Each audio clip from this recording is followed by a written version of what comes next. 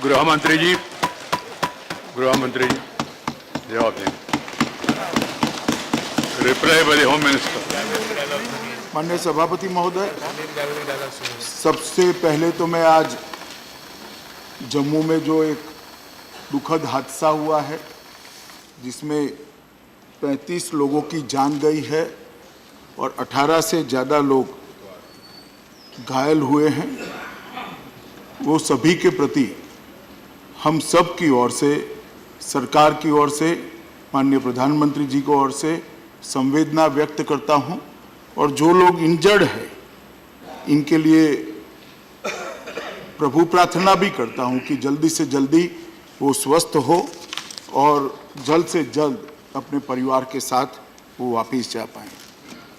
सभापति महोदय, आज जब से डिस्कशन हुआ तब से श्रीमान डी राजा से लेकर लीडर ऑपोजिशन गुलाम नबी आज़ाद साहब तक सभी दलों के, लगभग सभी दलों ने अपने अपने विचार ये प्रस्ताव और विधेयक पर रखे हैं।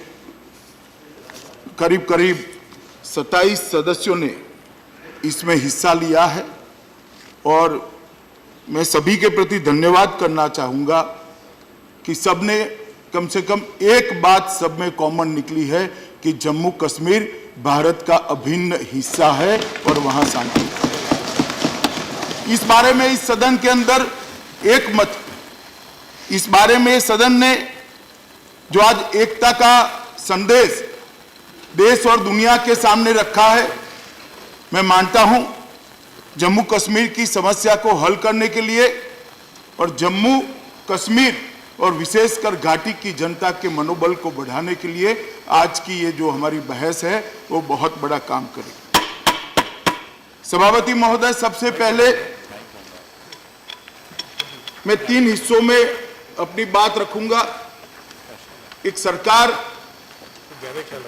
जो अभी अभी चुनकर आई है, उसके पहले भी देश के प्रधानमंत्री नरेंद्र मोदी जी थे, इसी दल की सरकार थी, फिर से चुनकर आए, इसी दल की सरकार बनी। ये सरकार जम्मू कश्मीर को समस्या को किस दृष्टि से देखती है इसके बारे में मैं थोड़ी बात बताऊंगा। बाद में सभी सदस्यों ने जो अपने अपने विचार रखे हैं इसके बारे में भी मैं बात करूंगा और अंत में जम्मू कश्मीर की समस्या के समाधान की दिशा में, जम्मू कश्मीर के विकास के लिए और आतंकवाद को समाप्त करने की दिशा में क्या क्या हुआ है उसको भी रखने का मैं प्रयास करूंगा। सभापति महोदय, मैं नरेंद्र मोदी सरकार के ओर से इस देश की जनता के सामने, इस सदन के माध्यम से, आपके माध्यम से सभी सदस्यों के तक एक बात स्पष्टता के साथ रखना चाहता हूं, जो सदन का भी विचार है कि जम्मू कश्मीर भारत का अभिन्न अंग है और इसको कभी कोई हिंदुस्तान से अलग नहीं कर सकता। दूसरी बात, ये सरकार जो है, सरकार की भले थोड़ा तंज कसा गुलाम नबी आजाद साहब ने, मगर मैं फिर से दोहराना चाहूंगा कि नरेंद्र मोदी सरकार की आतंकवाद के प्रति जीरो टॉलरेंस की नीति है और हम उसको हर दम, हर पल उखाड़ने के लिए कटिबद्ध हैं। सभापति महोदय, तीसरी बात मैं जम्मू कश्मीर की रियासत के आवाम के लिए रखना चाहता हूं कि सरकार कटिबद्ध है जम्मू कश्मीर के विकास के लिए, मगर सम विकास। अब समय आ गया है कि जम्मू कश्मीर और लद्दाख तीनों के सम विकास के लिए काम किया जाए और तीनों के विकास के लिए आगे बढ़े। किसी के साथ कभी भी कोई भी प्रकार का उच्च नीच का विकास के मामले में व्यवहार नहीं होना चाहिए। सभापति महोदय, काफी सदस्यों ने स्वर्गीय अटल बिहारी वाजपेयी को याद किया। अटल बिहारी वाजपेयी का एक मशहूर कोट था कि कश्मीर समस्या का समाधान जमहूरियत, कश्मीरियत और इंसानियत। मैं आज फिर से दोहराना चाहता हूं, श्री नरेंद्र मोदी के नेतृत्व वाली सरकार भी अटल जी के रास्ते पर जमहूरियत, कश्मीरियत और इंसानियत के रास्ते पर ही चली। मगर जब मैं जमहूरियत कहता हूं तो विधानसभा के 87 सदस्यों तक इसको सीमित मत रखिए।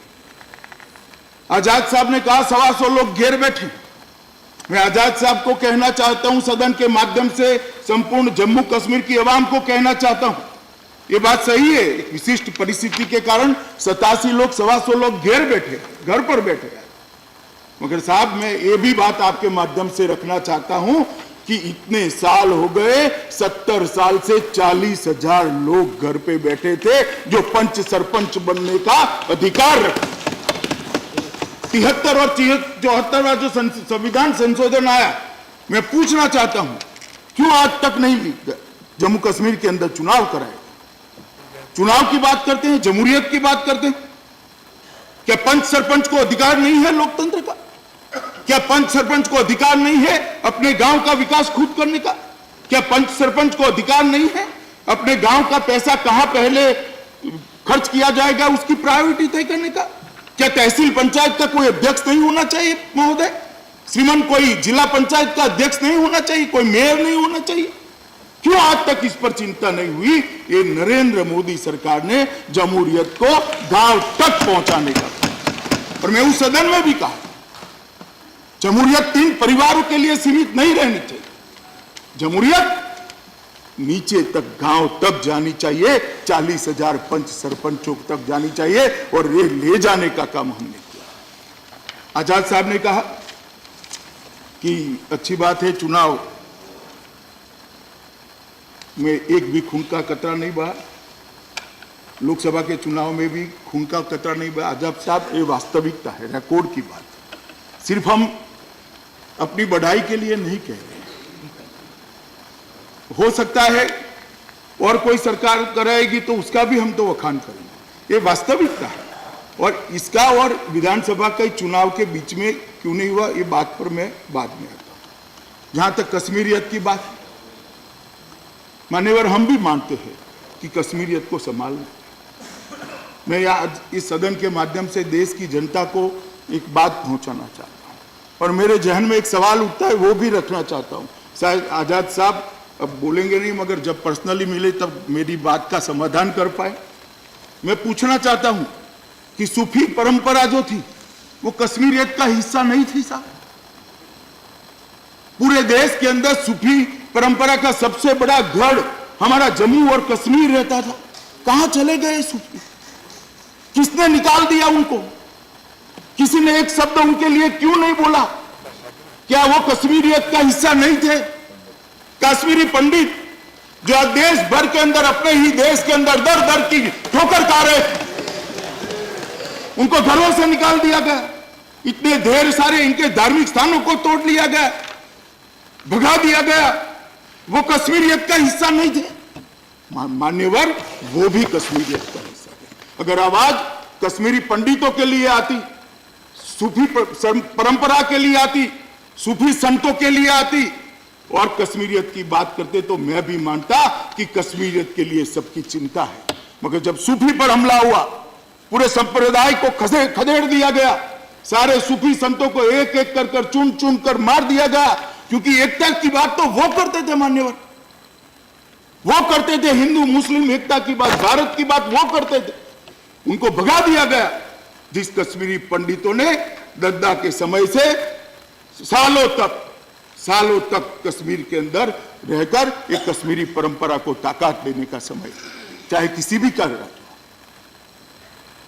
रणजीत सिंह जी का राज रहा हो, मुस्लिम शासकों का राज रहा हो, चाहे हरि सिंह का राज रहा हो, इन्होंने कश्मीर को खुद का माना।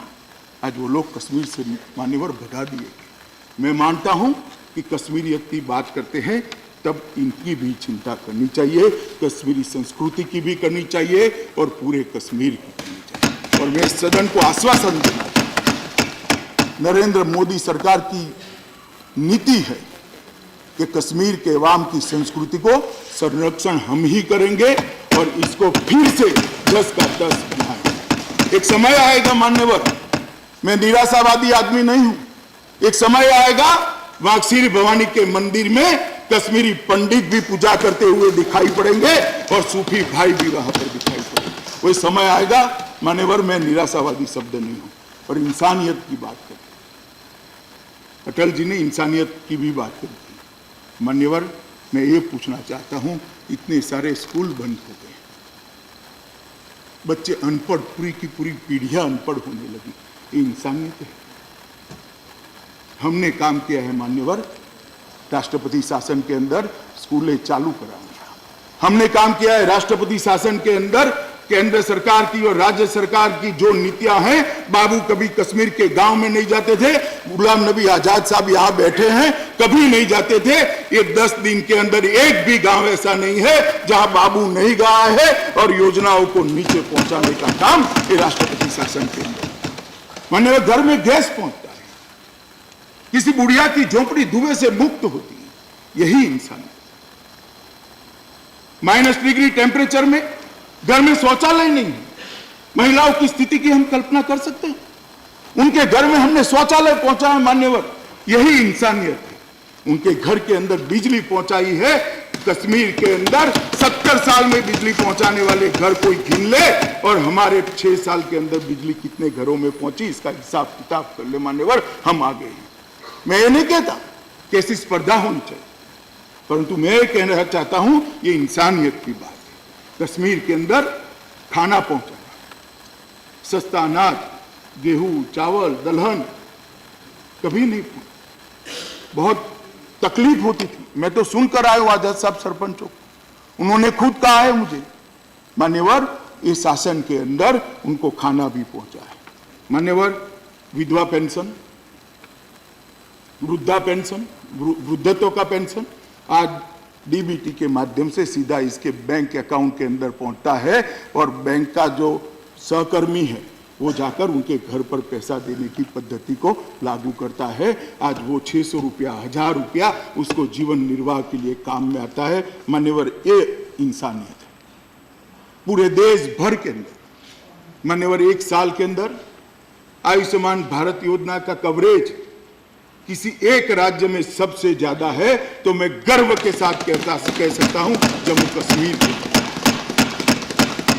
और ये इसलिए है कि नरेंद्र मोदी जी का, देश के प्रधानमंत्री जी का अप्रोच है कि कोई भी गरीब इलाज के बगैर अपनी जान न गवा बैठे। मान्यवर यही इंसानियत है। तो हम तो जमहूरियत, कश्मीरियत और इंसानियत इसको ही लेकर आज चलते हैं, और आगे पर इसको ही लेकर चलेंगे। मगर इससे कोई ये मतलब न निकाल दे कि भारत को तोड़ने वाली बात करने वालों के साथ भी यही रवैया रहेगा। हमारा अप्रोच स्पष्ट है, जो भारत को तोड़ने की बात करेगा उसको उसी भाषा में जवाब मिलेगा, और जो भारत के साथ रहना चाहते हैं उसके कल्याण की हम चिंता। और मैं पूरे जम्मू कश्मीर की आवाम को कहना चाहता हूं, विशेषकर घाटी के भाइयों बहनों को कहना, किसी को डरने की जरूरत नहीं। ये दहशत जो फैलाई जा रही है, जो प्रचार हो रहा है, अपप्रचार हो रहा है, गुमराह करे, मत डरिए आप। एक बार अपने आप को भारत के साथ जोड़िए। भारत सरकार की जिम्मेदारी है आपके जानो माल की सुरक्षा करने की, आपके जीवन में को ठीक ढंग से जाने। भारत के कोई भी सूबे के अंदर जितना सुख सुविधा पहुंचा है वो सभी घाटी के लोगों को मिलना चाहिए, ये नरेंद्र मोदी सरकार का मानना है। लद्दाख के अंदर बहुत सालों से हिल काउंसिल की मांग थी मान्यवर, मगर हिल काउंसिल बनाई नहीं जाती थी, क्योंकि लद्दाख बहुत दूर का क्षेत्र है। इतिहास और भूगोल का बहुत वर्णन आजाद साहब ने किया। उनको तब से कई इलेक्शन हो गए। हमने अधिकार दिया, अधिकार भी तभी दिए थे। हमने अधिकार दिया। मैं आता हूं, फाइनेंस साहब कैबिनेट मिनिस्टर, मैंने दर्जे दिए तब। अब मैं आपको कहना चाहता हूं कि पहली बार आर्थिक अधिकार और उनके फैसले खुद को करने का अधिकार हमारी नरेंद्र मोदी सरकार ने दिया। रिकॉर्ड क्लियर रहना चाहिए मान्यवर। अभी जब सारे सदन के सदस्य चर्चा कर रहे थे, मैं उनकी चिंता से मैं भी सहमत हूं। आर्टिकल 356 का उपयोग कम से कम करना चाहिए। हम भी मानते हैं, हम भी जानते हैं, और हम भी ये स्पिरिट के साथ सहमत हैं। मगर जब यहां बैठे हो तब एक बात, और वहां बैठे हो तब दूसरी बात मान्यवर कम से कम नहीं करनी चाहिए। मैं थोड़े आंकड़े, क्योंकि विषय उठाया गया है, सदन के सामने रखना चाहता हूं। मान्यवर, जब से देश आजाद हुआ तब से इस देश में कुल 132 बार 356 का अप्लाई हुआ, ये गिनकर 132 बार। कांग्रेस पार्टी ने 93 बार, अकेली कांग्रेस पार्टी ने 93 टाइम 356। मैं एक एक बात के लिए चर्चा करनी है तो भी सदन के अंदर चर्चा करने के लिए किया है। हमने तो परिस्थिति जन्य 356 का उपयोग किया है। आपने तो केरल के अंदर सबसे पहली कम्युनिस्ट सरकार को गिराकर 356 का दुरुपयोग कैसे हो सकता है, इसकी शुरुआत ही आपके समय में हुई थी। और मैं नाम दूंगा तो फिर से लगेगा कि किसके समय में हुई थी, मगर इतिहास का हिस्सा है, श्री जवाहरलाल नेहरू के समय पर हुई थी। ये 356 कम से कम कांग्रेस के मित्र और ऑपोजिशन के मित्र कम बुला करे तो अच्छा है। मान्यवर, एक बात आती है, प्रधानमंत्री जी ने सभी दलों के अध्यक्ष को बुलाया, लोकसभा के स्पीकर साहब ने सभी दलों के नेता सदन को बुलाया। एक बात आती है कि बिलों की चर्चा कमिटियों में नहीं, चाहे स्टैंडिंग कमेटी हो, चाहे स्टैंडिंग कमेटी हो लोकसभा की, राज्यसभा की या सिलेक्ट कमेटी, कमिटियों के अंदर कम बिल जाते हैं। ये बात सही है, हम प्रयास भी करेंगे सुधरने का, व्यवस्था को सुधारने का, मगर जब अर्जेंसी होती है तब बिल को यहाँ लाते हैं और हम बिल के अंदर पर्याप्त चर्चा करने में आज भी मान्यवर 8 बजने वाले, समय देने में कोई कमी। सभी दलों ने अपना विचार रखा, मगर मैं थोड़ी बातें रिकॉर्ड पर रखना हूं। माननीय अध्यक्ष, रिकॉर्ड क्लियर रहना चाहिए, कम से कम इस सदन का रिकॉर्ड क्लियर रहता है। यूपीए 2 के अंदर मान्यवर टोटल 180 बिल आए यूपीए 2 के अंदर, और 180 बिलों में से 125 बिल एक भी कमेटी के सामने नहीं गए थे। 180 में से 125। मान्यवर, यूपीए 1 में 248 बिल आए। गुलाब नबी साहब 10 साल मंत्री रहे, हमारे आदरणीय आनंद जी भी रहे, 248 बिल आए, उसमें से 207 बिल कमेटी के सामने नहीं गए, एक भी कमेटी के सामने। और मैं हमारा रिकॉर्ड भी रखना चाहिए मान्यवर, उनका कह रहा हूं तो हमारा भी कहना चाहिए। हमारे समय के अंदर 180 बिल आए, इसमें 124 कमेटी के अंदर जाकर आए। रिकॉर्ड हमारा अच्छा है, फिर भी हम चाहते हैं कि जब जल्दबाजी नहीं होगी, जरूर इस पर विचार करेंगे, मगर जब विचार करते हैं कोई चीट पकड़ा दे तो अपने समय में क्या हुआ था ये भी जरा सोचकर बोलिए, तो जनता को भी अच्छा लगेगा, सदन को भी अच्छा लगेगा। मान्यवर, मान्यवर, चुनाव की बात करी, जो आज जो मैं संकल्प लेकर आया हूं, इस पर स्वाभाविक रूप से सबने चुनाव की बात कही, सबने इसके समर्थन का विश्वास दिलाया। इसके लिए भी मैं सरकार की ओर से गुलाब नबी साहब और बाकी सभी दलों का हृदय से धन्यवाद करना चाहता हूं कि कश्मीर समस्या पर हम एक मत हैं। मान्यवर, जब तक चुनाव का सवाल है, मैं बताना चाहता हूं, एक मुद्दा बार बार उठा गया कि विधानसभा और पंचायतों के चुनाव हुए, खून का कतरा नहीं बहा, लोकसभा के चुनाव हुए, खून का कतरा नहीं बहा। तो स्थिति अच्छी है, चुनाव होने चाहिए, और विधानसभा और लोकसभा के चुनाव साथ में क्यों नहीं? भाई, हम तो कहते हैं देश भर के विधानसभा और लोकसभा के चुनाव साथ हो, आप ना बोलते हो, और यहां क्यों नहीं हुए इसकी भी मैं बात करूं। मान्यवर, हम तो कहते हैं कल हा बोल, अभी हा बोल दे, कल मैं बिल लेकर आ जाऊं लोकसभा के अंदर और पूरे देश भर के विधानसभा और लोकसभा के चुनाव साथ, मुझे कोई आपत्ति नहीं है मान्यवर।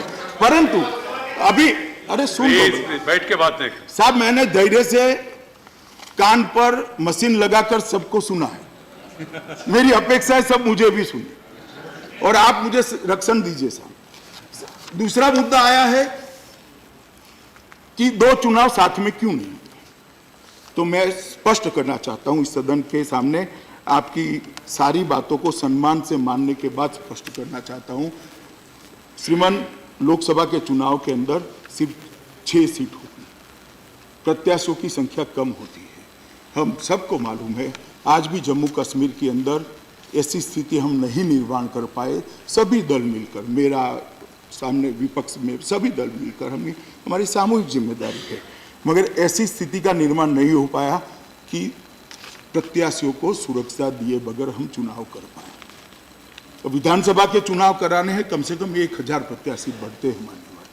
1000 प्रत्याशियों के प्रचार, उनकी छोटी छोटी नुक्कड़ मीटिंग, उनके गांव में जाने के दौरे, उनकी बड़ी सभाएं, सभी राष्ट्रीय नेताओं का गांव तक का दौरा, ये सारों को जो सुरक्षा कवर देने का मामला है, 7 अर्थ में सुरक्षा बलों ने अपनी असमर्थता चुनाव आयोग के सामने जाहिर की थी। ये चुनाव एक साथ अगर कराते हैं तो हम देश के बाकी हिस्सों में भी चुनाव हो रहे हैं, वहां पर भी सुरक्षा बल की तैनाती करनी है, और इसलिए हम चुनाव कराने की स्थिति में नहीं है। विधानसभा और लोकसभा किसी को शौक नहीं है राष्ट्रपति शासन के जरिए शासन करने का। आजाद साहब, हमारे पास सरकारों का अकाल नहीं, ईश्वर की कृपा है, मोदी जी लोकप्रिय है, 16 सरकारें हैं साहब, हमारे पास सरकारों का अकाल नहीं, 16 सरकारें, किसी को शौक नहीं है। मगर 7 अर्थ में सुरक्षा कंसर्न के कारण ही चुनाव नहीं कराए गए थे। अब चुनाव क्यों नहीं कराए? इसलिए कि लोकसभा के चुनाव के बाद, लोकसभा के चुनाव के दौरान भी रमजान था, उसके बाद में अमरनाथ यात्रा आती थी, इसलिए चुनाव फिलहाल न कराने का सुरक्षा बलों का ही सजेशन था, जम्मू कश्मीर सरकार के एडमिनिस्ट्रेशन का था, और ये फैसला चुनाव आयोग ने लिया। आदतन गुलाम नबी साहब बोल दिए कि आप करा दो चुनाव। हम कांग्रेस नहीं है साहब, हमारे समय में तो चुनाव आयोग ही चुनाव कराता है। आप जब थे तब ऐसा था कि सरकार ही चुनाव करा देती थी, हम तो नहीं कराते, चुनाव आयोग चुनाव कराता है, जो उसकी संवैधानिक जिम्मेदारी है मान्यवर। मैं कैसे करा दूं बता?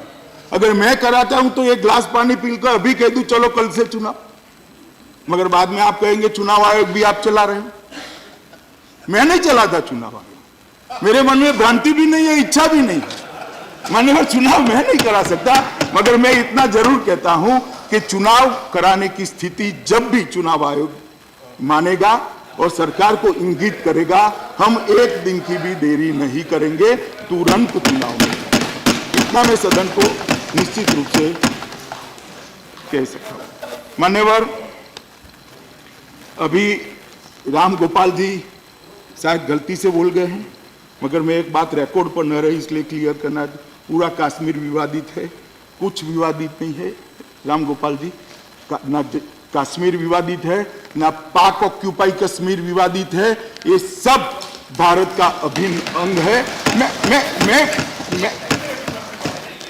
कश्मीर विवाद, मैंने कहा पाक ऑक्यूपाइड कश्मीर भी हमारी है, उसकी भी बात साहब, आपकी भावना यही होगी, मगर आप आपका भाषण भी करेक्ट करा लीजिए, मैंने ध्यान से सुना। मैं ऐसा नहीं कहता आप मानते हैं, मगर रिकॉर्ड क्लियर करने के लिए मैं बोल रहा हूं।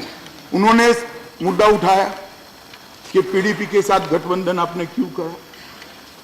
मैं आज इस सदन के माध्यम से सभी सदस्यों को और देश की जनता को भी कहना चाहता हूं, पीडीपी के साथ हम गठबंधन करें, ये हमारा फैसला नहीं था, जम्मू कश्मीर की जनता का फैसला था। एक खंडित जनादेश मिला था हमें, और खंडित जनादेश भी इस प्रकार का मिला था कि जिसके अंदर कोई भी 2 दल अगर इकट्ठा नहीं होते हैं तो बहुमत की संभावना ही नहीं।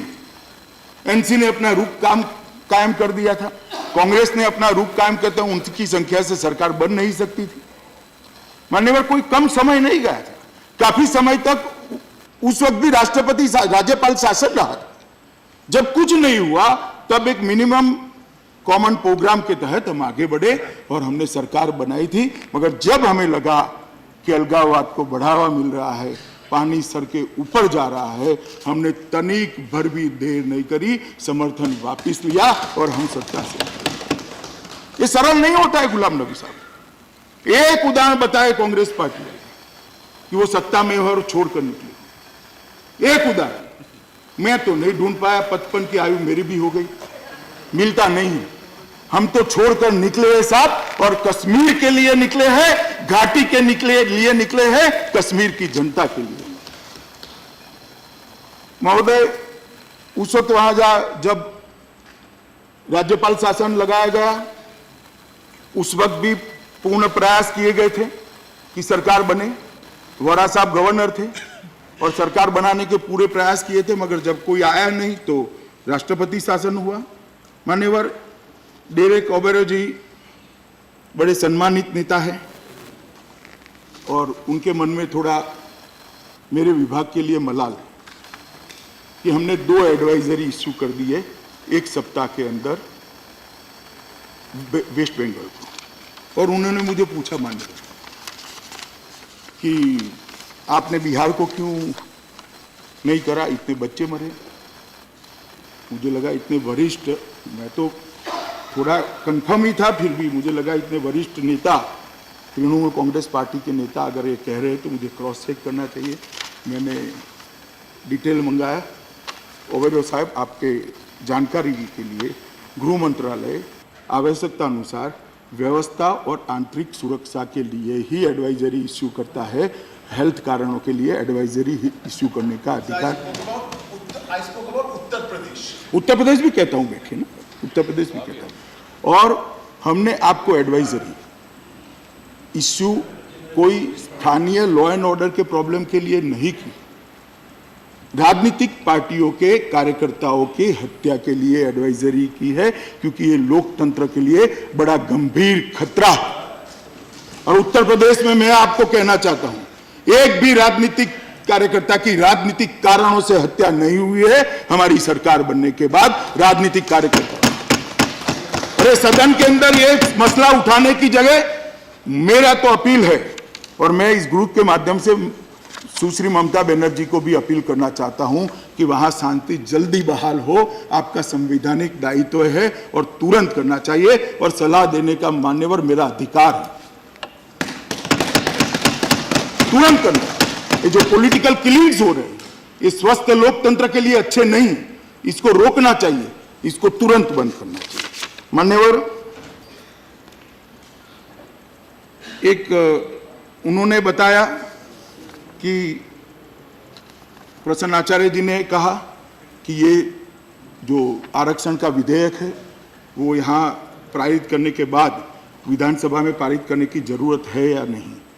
जरूरत नहीं है। मैं आपके माध्यम से आचार्य जी को बताना चाहता हूँ, जरूरत नहीं है। अभी विधानसभा के सारे अधिकार यही 2 सदनों में निहित है। यहाँ जो कानून बनता है वो अंतिम स्वरूप लेता है, परंतु जब भी असेंबली अस्तित्व में आएगी वो अगर इसमें बदल करना चाहती है तो उनके अधिकार बने हुए हैं। आपने पूछा था इसलिए मैंने आपको बताने का कष्ट किया। डेरेक ओबेरॉय साहब ने एनआरसी की बात करी, उनका एक नजरिया हो सकता है, उनकी पार्टी का नजरिया स्पष्ट भी है, चुनाव में भी बोले हैं, और सब पार्टियों को अपना नजरिया रखने का अधिकार है मान्यवर। मगर मैं सरकार का संकल्प आपके माध्यम से गृह के सामने दोहराना चाहता हूं। ये सरकार मानती भी है और चाहती भी है कि घुसपैठ रोकनी चाहिए और घुसपैठियों को चुन चुन कर निकालना चाहिए। इसलिए हम एनआरसी के लिए मान्यवर कटिबद्ध हैं। इन्होंने थोड़ा हमें ना बोलते हैं, मगर उन्होंने हिंदू मुस्लिम पॉलिटिक्स करने का भी प्रयास किया कि वो हिंदुओं को क्या, हिंदू भी परेशान है, कुछ हिंदू आत्महत्या कर लिए, हिंदू शरणार्थियों के लिए भी ये सरकार कमिटमेंट है। हम सिटीजनशिप अमेंडमेंट बिल लाकर सारे हिंदू शरणार्थियों को नागरिकता देने जा रहे हैं। ये आपके लिए मैं आज स्पष्ट कर दूं।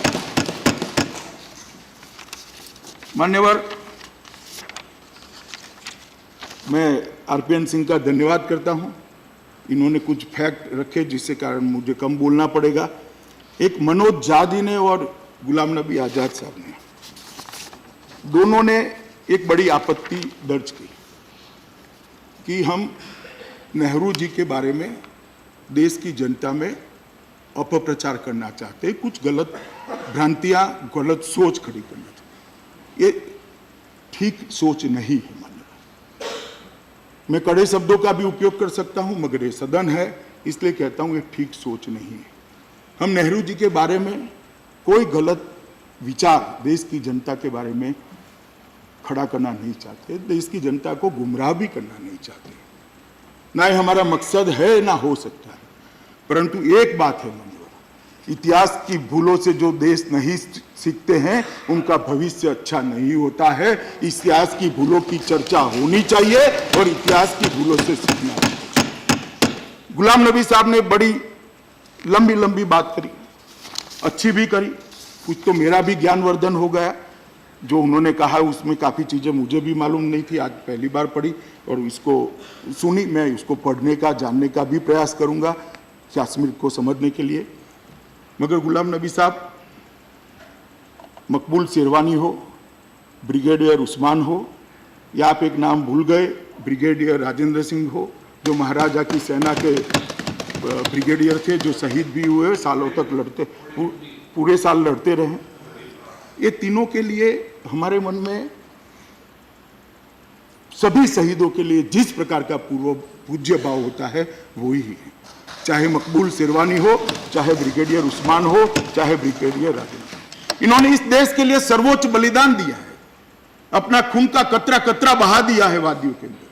तो इनके लिए और कोई भाव नहीं हो सकता। आपने कहा पूरा साल किस प्रकार से, किस तारीख को सेना जीतती गई, ये सब मैं जानता हूं। मगर मुझे एक बात बताइए साहब कि ये जीतने का सिलसिला अभी बाकी था और 1 जनवरी 1949 को अभी 1/3 कश्मीर पाकिस्तान के कब्जे में था और आपने सीज फायर क्यों कर दिया? इसका जवाब मैं नहीं पूछता, पूरा देश पूछता है, इतिहास पूछता है और आपको इसका जवाब। अगर ये सीज फायर ना हुआ होता मान्यवर, तो आज ये झगड़ा ही ना होता। अगर ये सीज फायर ना हुआ होता तो टेररिज्म भी ना होता। अगर ये सीज फायर ना हुआ होता तो 35,000 जाने न गई होती। इसका मूल रूट कॉज वो सीज फायर है जो कल समय था। सरदार पटेल ना बोलते थे, हम क्यों गए? आप मुझे 3 बातों का जवाब देश की जनता चाहिए। यूएन में क्यों गए हम? जब महाराजा ने भारतीय संघ के साथ संधि करने के बाद ये भारत का अभिन्न अंग था कश्मीर, तो हमें यूएन में जाने की जरूरत क्या थी? क्यों गए? क्या ये गलती नहीं है? गलतियों से हम सीखेंगे नहीं, गलतियों को स्वीकार नहीं करेंगे तो आगे की पीढ़ी भी गलती करती जाएगी। मान्यवर, मैं इतना ही कहता हूं, जनमत संग्रह के लिए हमने क्यों सहमति? आज सवाल ही नहीं है जनमत संग्रह का, मगर उस वक्त सहमति क्यों दी? किसने दी? क्या ये गलती नहीं है? और गलती है तो साहब इतिहास बड़ा क्रूर होता है। कितने भी साल हो जाए, गलती के बारे में इतिहास सवाल पूछता है। और मैं पूछना चाहता हूं साहब, इससे भी खराब सिचुएशन हैदराबाद की थी। यहां तो महाराजा ने संधि कर दी थी, हैदराबाद में निजाम साहब संधि करने के लिए भी तैयार नहीं थे। सरदार पटेल ने हैदराबाद और जूनागढ़ तो मक्खन की तरह भारत की संघ के साथ। सवाल अप्रोच का है, अप्रोच ठीक नहीं होता है। मैं ऐसा नहीं कहता कि श्री नेहरू ऐसा चाहते हूं, ऐसा नहीं चाहते हूं, कि अच्छा ही चाहते होंगे, अच्छी भावना से ही किया होगा। मगर जब इतिहास के लिखे जाने के बाद इतिहास को पढ़ने बैठते हैं तो मान्यवर जो गलती है उसको स्वीकार करना चाहिए, ऐसे मेरा बहुत स्पष्ट मानना है। मान्यवर, शेख अब्दुल्ला की बड़े वरिष्ठ नेता थे, पहले मुस्लिम कॉन्फ्रेंस, बाद में नेशनल कॉन्फ्रेंस के नेता बने। नेशनल कॉन्फ्रेंस के बड़े वरिष्ठ नेता थे, उनका योगदान भी शेख साहब का, आज़ाद साहब मैं स्वीकार करता हूँ, बड़ा योगदान है। मगर मैं इतना पूछ सकता हूँ कि 9/8/1953 को कांग्रेस सरकार ने उनको क्यों गिरफ्तार करना पड़ा था और आप ये क्यों नहीं बोले? मैं आपको ये पूछ सकता हूँ 8/5/1965 को उनको क्यों रियासत बदर किया गया और वो आप क्यों नहीं बोले? क्योंकि अभी एनसी के साथ समझौता करना है, इसलिए इतिहास से कुछ निकाल देना और कुछ बोलना, मुझे लगता है सब इस सदन के अंदर ऐसा नहीं करना चाहिए। हमने इतिहास को रखना है तो मैं 1931 से आज तक का, मेरे भाषण तक का इतिहास अभी सबके सामने पढ़ने को लिए तैयार, कभी तोड़ मरोड़ नहीं करूंगा। मेरे पास भी है, मैं भी पढ़ सकता हूं, मगर इतिहास के अंदर अच्छी लगे वो बातें बता देना और जो अपने लिए अच्छी न हो बातों को छिपा देना, मैं मानता हूं इस सदन के अंदर माननीय अध्यक्ष जी ये नहीं करना चाहिए। माननीय अध्यक्ष जी, उन्होंने कहा टेलीविजन बंद कर दीजिए। भाई हम तो इमरजेंसी ड्रामा नहीं चाहते, टेलीविजन चालू रहेगा फिर भी शांति होगी। गुलाम नबी साहब, मैं बताता हूं आपको, जिसको जो दिखाना है वो दिखा दो। घाटी की अवाम का दिल हम जीतेंगे, उसको गले हम लगाएंगे और वो उनको गुमराह होने से हम, ये हमारा संकल्प है। टेलीविजन बंद नहीं कर सकते, इसके बगैर ही हम करेंगे। और उन्होंने बताया कि 6% कर दो, चलो अच्छा सुझाव है भी, इस पर भी विचार करेंगे। अभी 4% बाकी है, तो उसको करने में कोई हर्ज भी नहीं है, 50 तक पहुंचा जा सकता है। मगर मैं एक छोटा सा सवाल माननीय आपके माध्यम से उनको पूछना चाहता हूं कि आपने आनंद व्यक्त किया, आप भी जम्मू से हो, वहां से चुनाव भी जीते हो, कि अच्छा हुआ इंटरनेशनल बॉर्डर वालों को दे दिया, तो आप मुख्यमंत्री रहे तब क्यों नहीं दिया? यही मान्यवर जम्मू के लोगों के मन में खलता है, यही मान्यवर लद्दाख के लोगों के मन में खलता है। सम व्यवहार नहीं हुआ है और यही तुष्टिकरण ने घाटी का मानसिकता भी बिगाड़ने का काम। मान्यवर एक सब मेरा होने के बाद सुनेंगे सब। नहीं, आप नहीं बताया कि मुझे बताइए मान्यवर सर, मान्यवर मेरा भाषण होने के बाद क्या बताइए। He has to yield ना, what can I do? तो मैं इसलिए कह रहा हूं, उन्होंने yield किया। मैं इसलिए कह रहा हूं कि इंटरनेशनल बॉर्डर पे सीज फायर वायलेशन सबसे मिनिमम होती थी। इसलिए मैंने बताया कि उस वक्त cease fire violation international border पे और नुकसान मेरे ख्याल में 71 में हुआ था। पहली दफा आपके वक्त में 71 के बाद इन हथियारों का पाकिस्तान की तरफ से इस्तेमाल हुआ। और यही है कि अगर पिछले 5 साल में देखेंगे 500 सीज फायर वायलेशन आपके वक्त में 5,500 सीज फायर वायलेशन। तो जब नुकसान हुआ तब इसकी जरूरत पड़ी। अजय जी, उन्होंने वो 4% को 6% करने के बारे में आपका नाम लिया। ठीक, छोड़ दीजिए मान्यवर, छोड़ दीजिए मान्यवर। सीज फायर के आंकड़े आज मेरे पास नहीं है, कभी और दिन चर्चा होगी तब लेकर आऊंगा। परंतु मैं इस बात से सहमत नहीं हूं कि जम्मू में पहले सीज फायर नहीं होता है। सीज फायर इतनी मात्रा में होता है कि हमें 15,000 बंकर सड़क सुरक्षा के लिए बनाने का निर्णय करना पड़ा और 4,000 बंकर हमने बना दिया। मान्यवर, ठीक, मैं सुरक्षा के लिए कहना चाहता हूं, हमारी सरकार सुरक्षा के लिए कटिबद्ध सरकार है। मैंने पहले ही कहा कि आतंकवाद के लिए जीरो टॉलरेंस की नीति लेकर हम चलते हैं। हमने आज तक सबसे ज्यादा सीआरपीएफ की कंपनियां भी वहां पहुंचाई है और सीआरपीएफ की जम्मू कश्मीर में जो कंपनियां हैं उनको आधुनिक साधनों से लैस करने का भी प्रयास किया है। सिर्फ 1 साल के अंदर जम्मू कश्मीर की सीआरपीएफ की कंपनियों को 2300 करोड़ रुपया खर्च कर हमने उनको इक्विप करने का फैसला खर्च किया है, क्या ताकि उनकी जानें बच सके। बीपी व्हीकल्स दिए हैं, ड्रोन्स दिए हैं, सीसीटीवी कैमरा दिए हैं, रडार दिया है और ट्रेनिंग के काफ़ी सारे काम भी हमने पूरे करे हैं। मान्यवर, एक मल्टीडिसिप्लिनरी टेरर मॉनिटरिंग ग्रुप की भी रचना की है, जिससे जो 5-6 एजेंसियां वहाँ काम करती है, सेना काम करती है, बीएसएफ काम करती है, सीआरपीएफ काम करती है, जम्मू कश्मीर पुलिस भी काम करती है, आईबी होती है, रॉ होती है, मिलिट्री एजेंसी होती है। ये सब के बीच में अच्छा कोऑर्डिनेशन हो सके, इसलिए मार्च 2019 से एक नए ग्रुप का गठन किया गया है, जो सप्ताह में 2 बार बैठता है और अच्छे तरीके से करना है। मान्यवर, हमने कोई लाग लपेट के अलगाववाद और आतंकवाद को जो बढ़ावा देते थे उनके पर प्रतिबंध रखने का काम किया।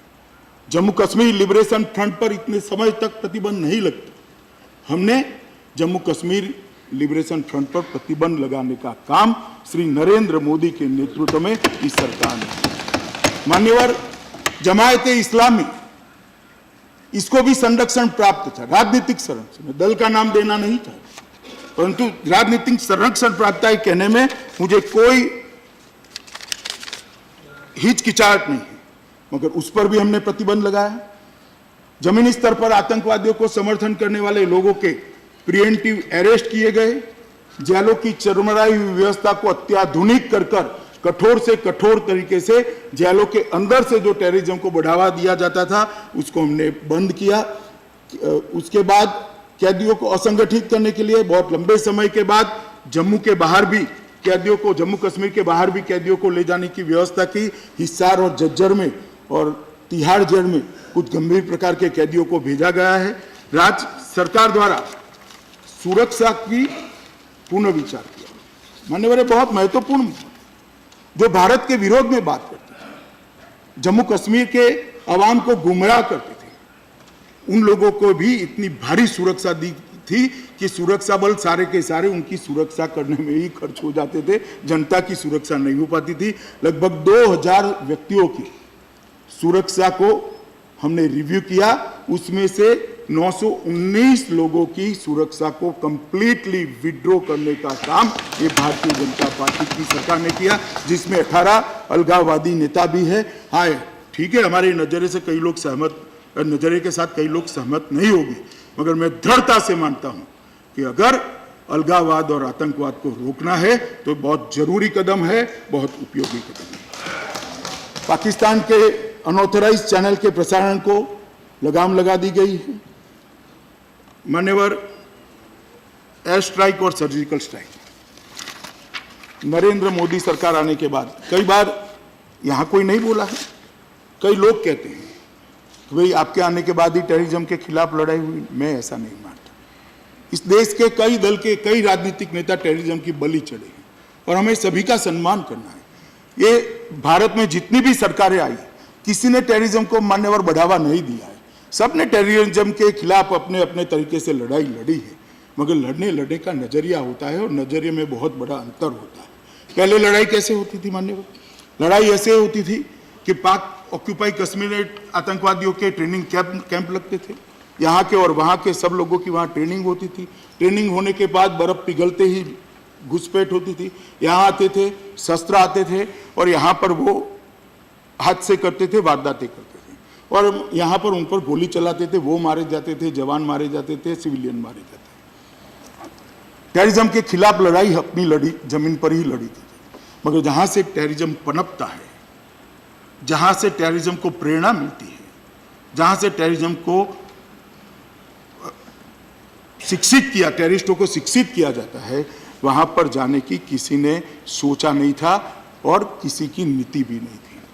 नरेंद्र मोदी सरकार आने के बाद श्रीमान हमने एक फैसला किया कि जहां से टेररिज्म आता है उसकी जड़ में जाकर हम घाव करेंगे।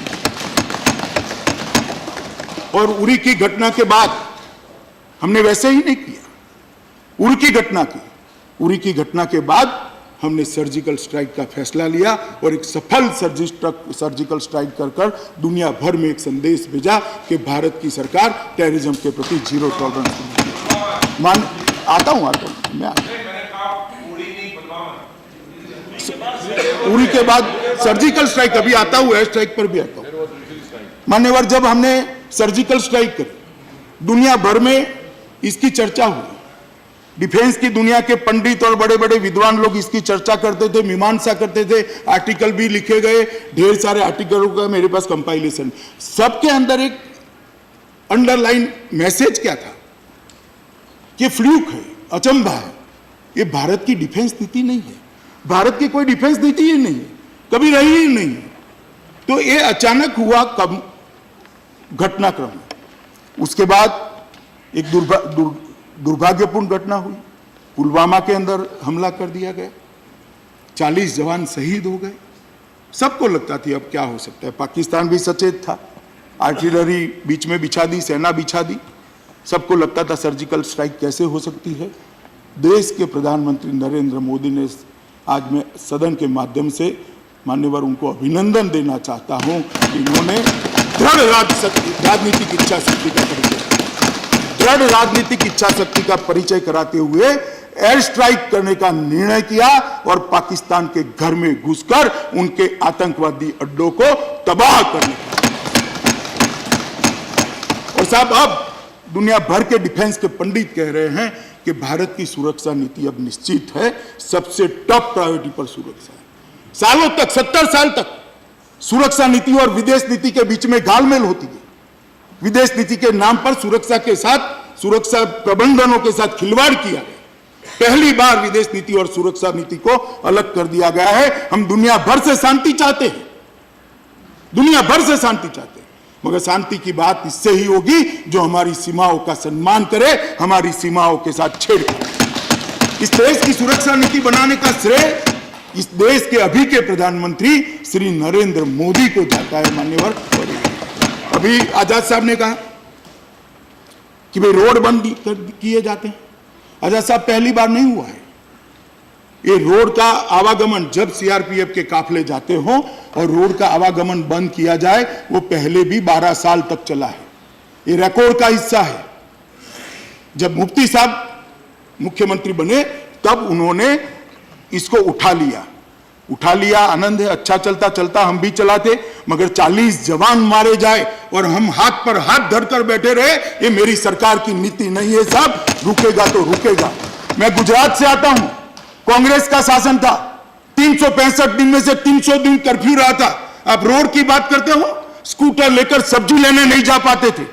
उत्तर प्रदेश के अंदर आपके शासन में कर्फ्यू रहे हैं, क्यों? उस वक्त परेशानी नहीं होती थी।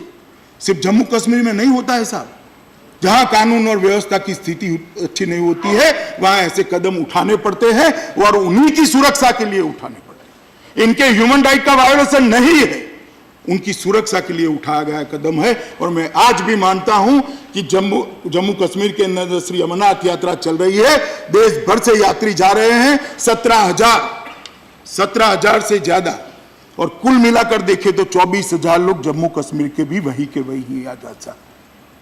यात्री जितने होते हैं इतने जम्मू कश्मीर के लोग भी होते।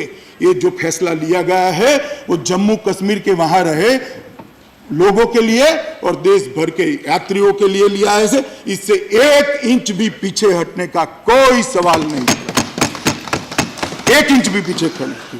मान्यवर, टेररिज्म कैसे चलता है? मान्यवर, मेरे तो अभी बहुत बाकी, मैं थोड़ी स्पीड करता हूं, मगर आप मुझे कृपया समझ दीजिए, बहुत कुछ बोला गया है। टेररिज्म कैसे चलता है? एक तो मानसिकता, उनकी ट्रेनिंग, उनको जिहादी बनाना, हाथ में हथियार पकड़ाना, और इसके लिए पैसा भी चाहिए। अब जो ये पैसा आता था मान्यवर, इसको रोकने की आज तक कभी भी कोई कार्यवाही नहीं। भारतीय जनता पार्टी की नरेंद्र मोदी सरकार ने पहली बार एनआईए का उपयोग कर पाकिस्तान से जो पैसा आने की सभी चैनलें थी उसको, आज सीबीडीटी की ऑफिस वहां फुल फ्लेज चल रही है, ईडी की ऑफिस वहां फुल फ्लेज चल रही है मान्यवर। और मान्यवर 21 मामलों की जांच चल रही है, 24 अलगाववादियों सहित 43 लोग विदेश से फंड लेने के मामले में गिरफ्तार हुए। प्रोसीड ऑफ क्राइम के रूप में लगभग अब तक इतने कम समय के अंदर 1457 करोड़ की संपत्तियां सीज की गई है, लगभग 59 करोड़ के शेयर जब्त किए गए हैं। टेरर फंडिंग प्रमुख स्रोतों की पहचान, वायर ट्रांसफर, अलगाववादियों के बच्चों की शिक्षा के लिए प्रयोजन, एलईटी, एचएम, जेएम जैसे संगठनों से जुड़े सभी एलओसी के ट्रेड के माध्यम से फंडिंग जो होती थी उसको भी पकड़ने का काम नरेंद्र मोदी सरकार। टेररिज्म सिर्फ बातों से नहीं होता है, अपनी भावनाओं से खत्म नहीं होता है, कड़ा प्रहार करना पड़ता है। इसके जितने अंग उपांग है सभी को नसीहत करनी पड़ती है। और मान्यवर, ये हमने किया। मान्यवर, गोला बारूद के लिए एलओसी के व्यापार का उपयोग किया जाता था, उस सभी फर्मों को निलंबित करने का काम भी किया है। और मैं आज जम्मू कश्मीर की आवाम को और विशेषकर घाटी की आवाम को भी कहूं, कितने स्कूल बंद कराए, कितने स्कूल जला दिए, कितने स्कूलों के मास्टरों की हत्या कर दी, 1-2 पूरी पीढ़ी अनपढ़ जनरेट की, और उनके बच्चे क्या कर रहे हैं? मेरे पास तो नाम के बाद साथ सूचना है मान्यवर, मगर मैं नाम नहीं पढ़ूंगा क्योंकि कोई पॉइंट ऑफ ऑर्डर उठा लेगा, परंतु मेरे पास नाम के सभी की सहमति तो नाम भी पढ़ सकता हूं। मान्यवर, ये जो लोग कहते थे कि पढ़ाई लिखाई बंद करो, बहिष्कार करो, इनके एक व्यक्ति का, एक नेता का पुत्र सऊदी अरब में उच्च शिक्षा प्राप्त कर महीना 30 लाख की तनख्वाह से काम कर रहा है। मान्यवर, दूसरे उनके पुत्र सऊदी अरब में डॉक्टर है, पढ़े कहां? लंदन में पढ़े साहब, यहां स्कूलें बंद करा दी। अंद्राबी जी, उनके 2 पुत्र विदेश में पढ़ रहे हैं और तीसरा पुत्र मलेशिया में पढ़ रहा है। क्या किया? यहां स्कूलें बंद करा दी।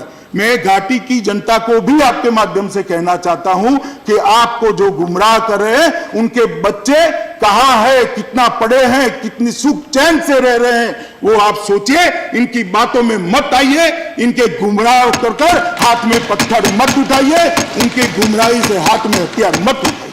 ये हमने करा है, उनके घर में पसीने छूटे इतनी व्यवस्था हमने करी। मेरे पास पूरी सूची है मान्यवर, 130 अलग अलग लोगों के बेटे बेटियां वहां पढ़ रहे हैं मान्यवर। और यहां पर स्कूलें बंद करा दी, हायर सेकेंडरी स्कूलें बंद करा दी, कॉलेजों को जला दिया गया, लाइब्रेरियां जला दी।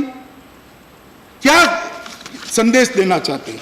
मैं घाटी की जनता के युवाओं को, घाटी के युवाओं को कहना चाहता हूं कि इनसे गुमराह मत होइए मान्यवर। जो एनआईए के मामले हुए, इसमें भी मैं नाम नहीं पढ़ता क्योंकि समय कम है, मगर लगभग 40 लोगों की गिरफ्तारी हुई है और अब तक 137 से ज़्यादा लोगों पर चालान हमने दाखिल कर दिया है देश की अलग अलग अदालतों के अंदर।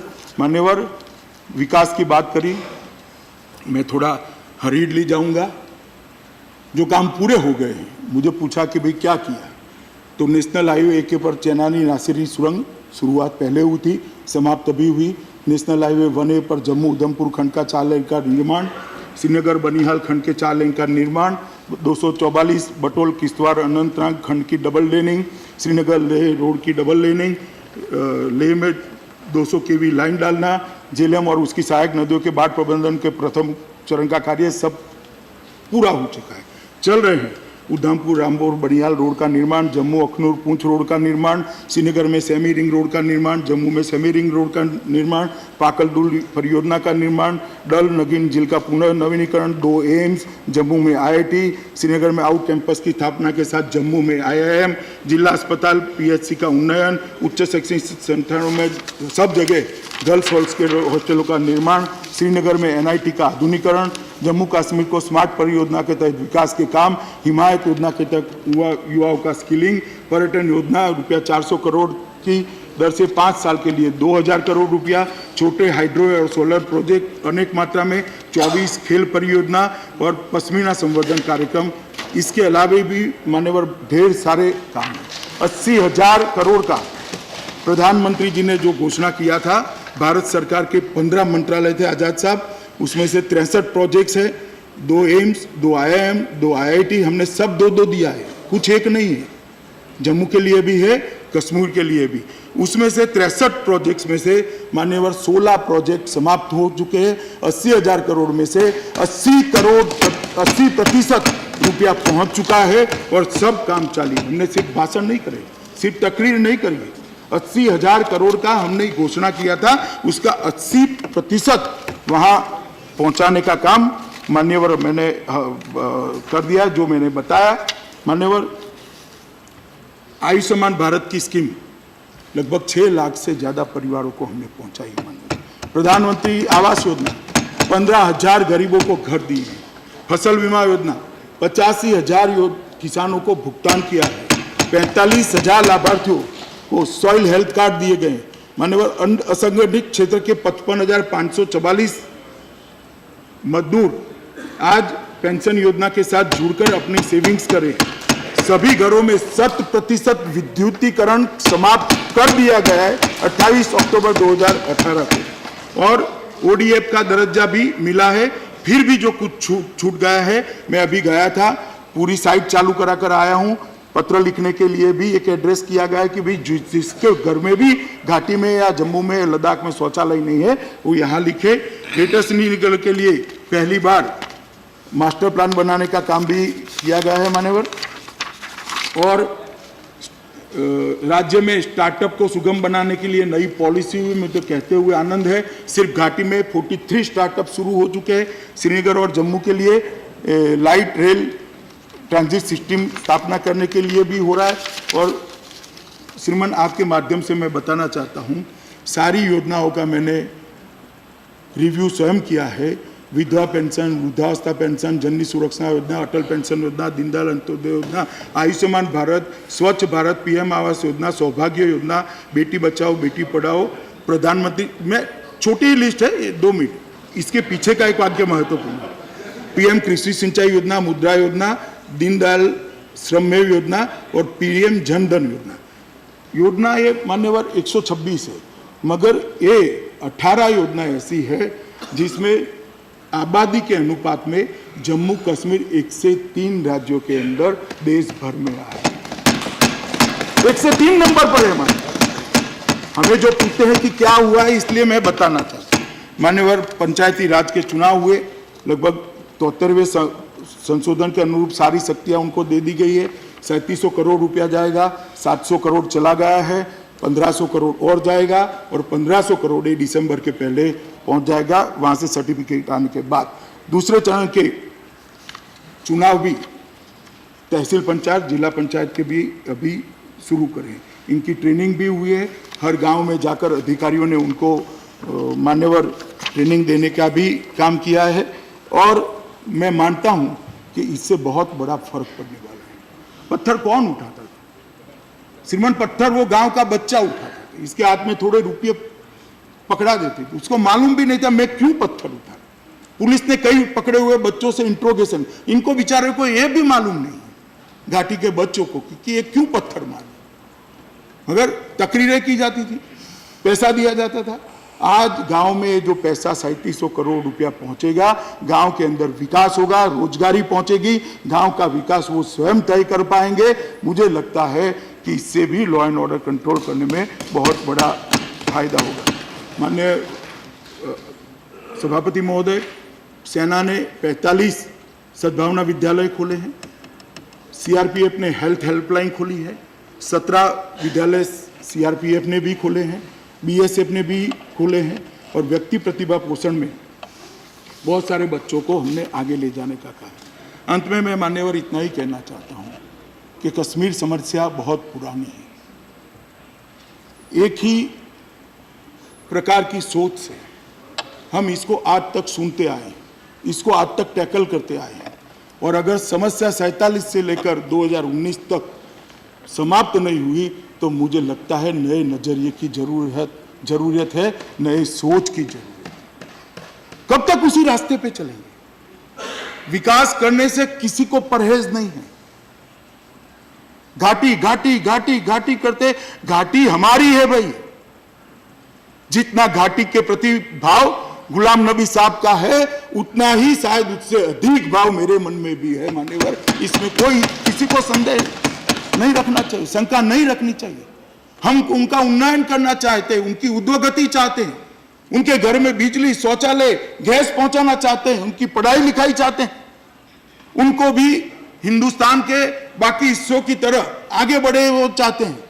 मगर जहां तक टेररिस्ट का सवाल है, सेपरेटिस्ट का सवाल है, जो भारत के साथ कश्मीर के जुड़ाव को स्वीकार नहीं कर सकते, भारत के संविधान को मानते नहीं है, मैं मानता हूं मान्यवर इनके लिए इस सरकार की योजना में कोई जगह नहीं है। उन पर कठोरता भी होगी, उनको कठिनाइयां भी। और ये अप्रोच जब तक हम नहीं लेंगे, हम इस समस्या को मान्यवर समाप्त नहीं कर पाएंगे। और इसलिए मेरा सभी से अनुरोध है कि जो हम एक्सटेंशन लेकर आए हैं, कृपया इसको पीछे से सरकार चलाने का हथकंडा मत समझिए। मैं बड़ी विनम्रता से आपको कहना चाहता हूं कि भारतीय जनता पार्टी आज इसका आकार, इसका फैलाव बहुत बड़ा है। कोई एक राज्य के अंदर, एक सूबे के अंदर सरकार चलाने के लिए हम 356 का उपयोग नहीं करेंगे मान्यवर। मैं आपके माध्यम से कहना चाहता हूं, कृपया रिजर्वेशन का जो विधेयक है वो और राष्ट्रपति शासन को बढ़ाने का प्रस्ताव, दोनों को सर्वानुमत से सदन पारित करे, इतनी विनंती कर धन्यवाद। I shall first